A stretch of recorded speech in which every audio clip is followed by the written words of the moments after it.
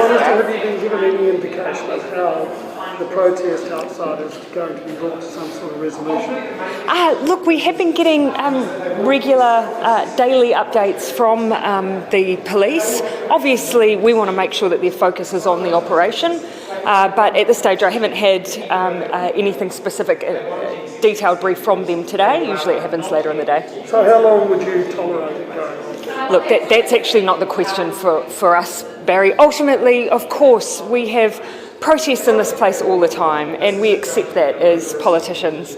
But what we've seen out here is something quite different. It is up to the police, though, as to the timeframes they work to and whatever enforcement action they take.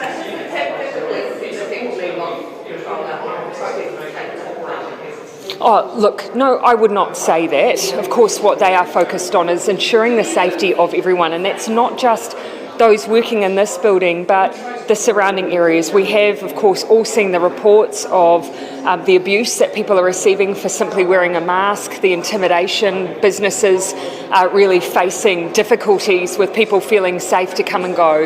And that, of course, has been passed on directly to police, and police are looking to address that. Yeah.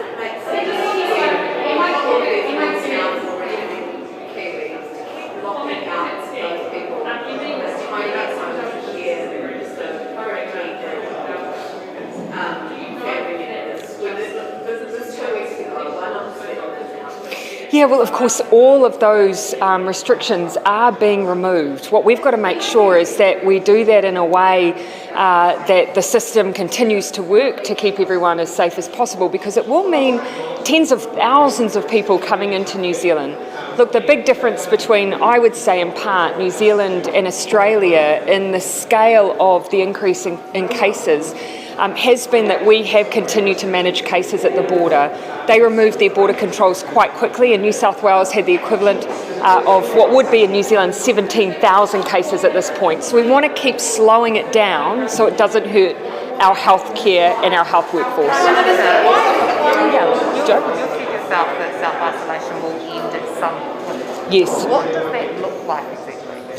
We do expect over time, as we see the impact of COVID-19 in New Zealand change, we do expect to be in a position where we won't have all of the restrictions we have now, and that includes the requirement that when you come home from overseas or you travel, that you won't need to self-isolate. Now is not that time. We're on an upward trend with cases, so we do need to continue to be cautious. Do you have any indication of what that might look like in terms of No. case numbers or anything else? No, but look, you have seen overseas when they have come out the other side of their peak and they get into a more stable position with their health care and the ability to maintain services, that has opened up more opportunities. So we will keep that under constant review. We know how important it is that people can move freely at the border.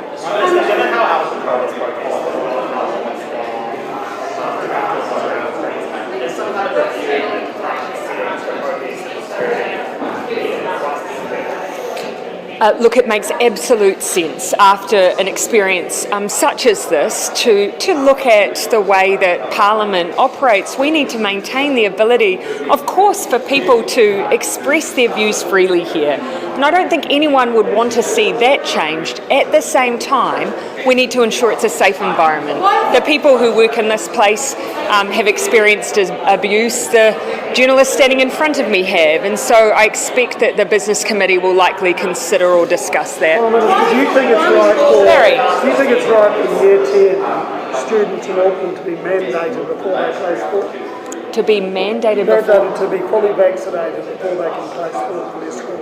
Oh, look, no, I don't. Actually, we've been really careful about any requirements on children and young people accessing education and mandates not being a part of that. We've been really clear on that. I would want to look into what you're describing to me before I... Tucker College say that Year 10s have to be fully vaccinated before they can represent. And you will have heard me say before that we've been really clear on the ability of our young people and children to access education and education services regardless of their vaccination status. So I would ask you just to perhaps provide that to the Minister of Education. At their travel, at their border, or... Yeah. The first place we're considering that is at the border, and so we're looking at whether or not that should be built into our border regime, because of course it reduces the likelihood of someone then placing a burden on our healthcare system. Keeping in mind, New Zealanders, though, regardless of their vaccination status, can come and go. They have a right to. More broadly, it's something we considered. We haven't made any changes to anything like vaccine passes at this stage.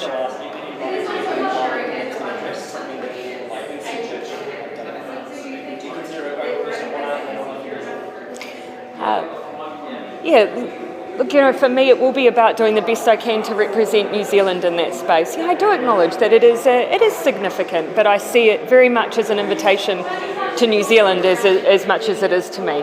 All right, I better get in the house, everyone.